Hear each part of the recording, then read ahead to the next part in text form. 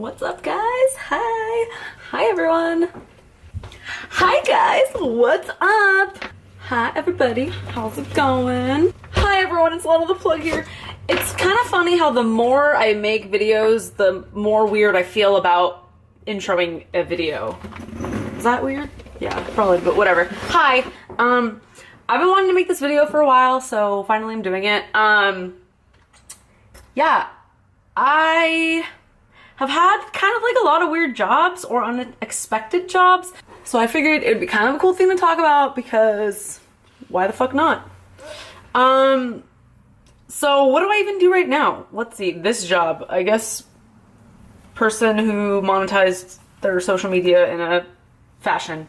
So I'm a social media influencer or whatever it is. Before I was Lana the Plug, social media influencer, fake porn star, vlogger, my first job when I was 16, I worked at my uncle's company answering phones in the front. I did that until I graduated high school and went to college. I don't even know what the company did. All I know is that I answered the phone, and by answered the phone, I mean I was the backup receptionist because there was like a more qualified older receptionist that I sat next to, and basically I had the job because I was related. But like the phone would give me so much anxiety. Even now, like talking on the phone around people for some reason gives me anxiety. But lo and behold, I was a receptionist. After that, I went to college, and I had a few different jobs in college. When I was in college, I like tutored kids. I was like a mentor for kids because I was in this program, and then after I left the program, I like became a mentor in it. I used to work for the orientations office in the summer, and I would give students like tours and like, not students, but students and their families, the tours and stuff like that. What else did I do?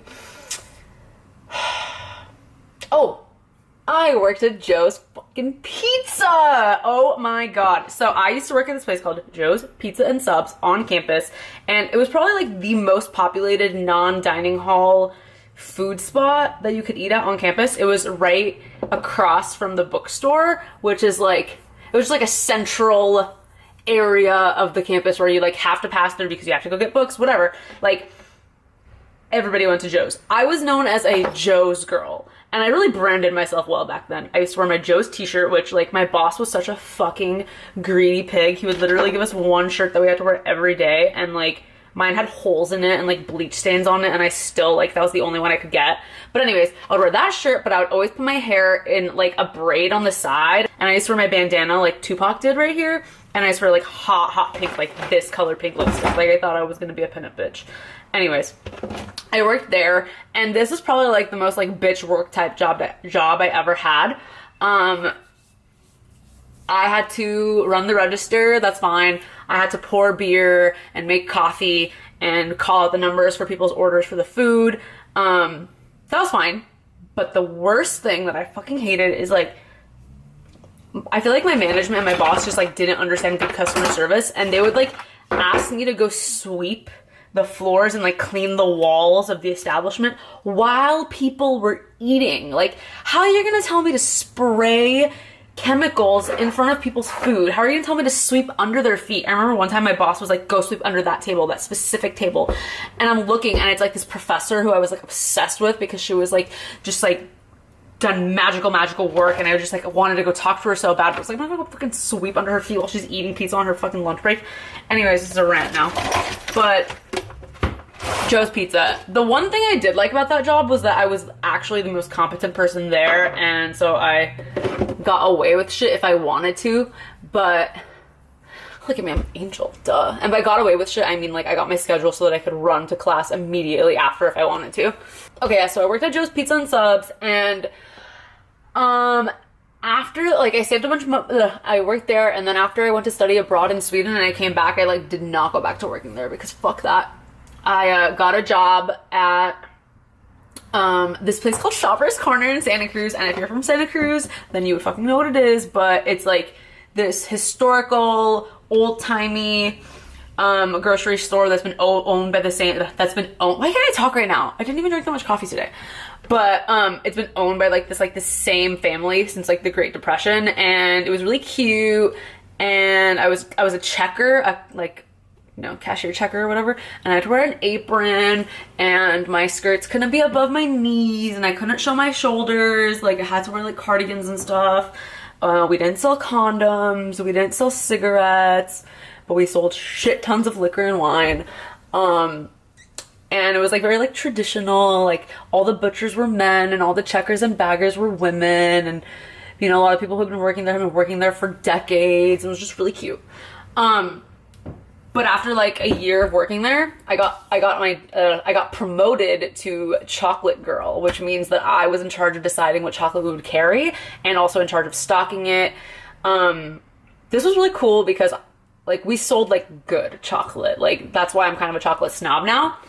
But I would get like all the free samples of it because like all the companies would want me to sell their chocolate, so they would like, you know, like be sending me all these packages with like $20 fucking fudge bars and shit. And one time I got sent to like the fancy food show. I got to work a whole day in San Francisco just like trying chocolate all day long. I was sick by the end of it, but I got paid to do it, and that was really cool. Okay, what else did I do?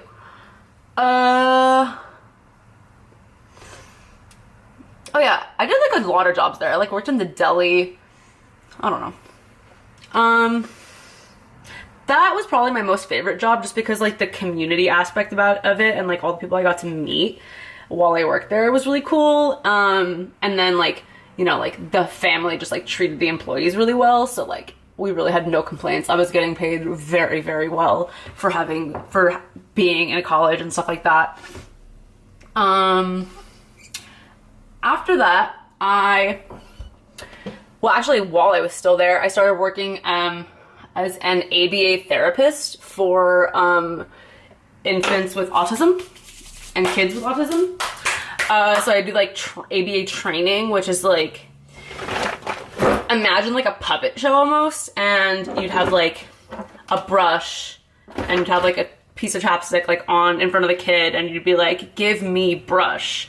And the kid would like either give it to you or not give it to you, and you would have to like respond according to like if they did it right or not.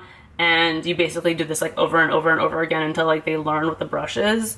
And depending on the kid, like you would do different types of lessons. Like every kid had specialized lesson plans. Like, you know, if the kid can't speak, you can't tell them to like say it and stuff like that. So they would have to touch it, whatever. But that was really cool. That job taught me so much about just people in general because we had to go through like this training process, and behavioral psychologists basically believe that like every behavior has 4 functions. You're either doing something because you want something, because you want to escape from something, because it's like an automatic reinforcement, like you bite your nails because it like feels good, that's like automatic. What was the other one? Escape from demands, tangible, automatic.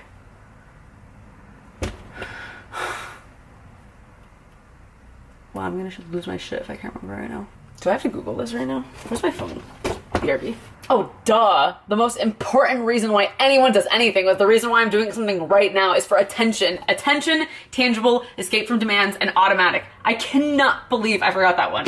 Anyways, this job taught me more than like anything, because if you could learn why someone's doing something, then you can learn how you should respond to it, and you could probably do a lot better in life if you just understand that a little bit more. Like, that job really like made me become more fascinated in human behavior and a lot of the books I read and why I read them. I don't know, it was really cool. And then like when the kid like does something right, you have to like praise them like a lot so that they'll keep doing it. Like, let's say David doesn't make eye contact, but you say David and he does. So then you like put a piece of chocolate in his mouth and you start praising him and stuff. And like when you go about your day and just like you're in the habit of like praising a kid all the time, I remember, but when I was doing that, like I kept praising myself for like the smallest things, like I don't know, if I like ran really fast, not even that, like something cooler than that, I don't know. If I like wrote my name down and like really nicely, I'd be like, oh wow, Lana, good job. Like I would just like start praising myself for every little thing, and I remember like, this is really good for my mental health, like I should keep doing this. But then I quit that job and I moved back to LA, and when I was here, I was like, oh, I'm studying for the GRE. I can't get like a serious job right now because, you know, I need to study. And so I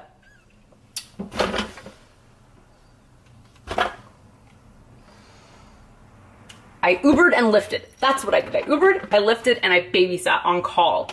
And was like a personal assistant type person.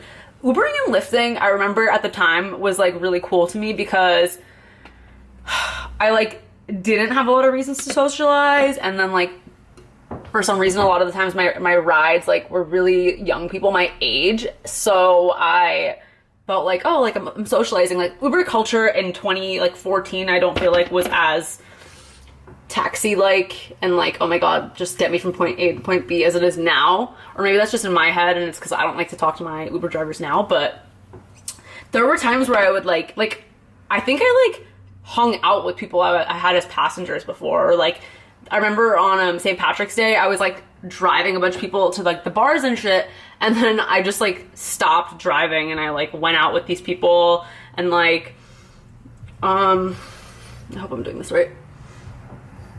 What else did I do? Oh, I remember there was this fucking Canadian kid I met. He was like 20 and he was here on an internship and he was like a fucking mega app creator tech nerd dude. I'm probably like saying a bunch of weird words right now that are irrelevant.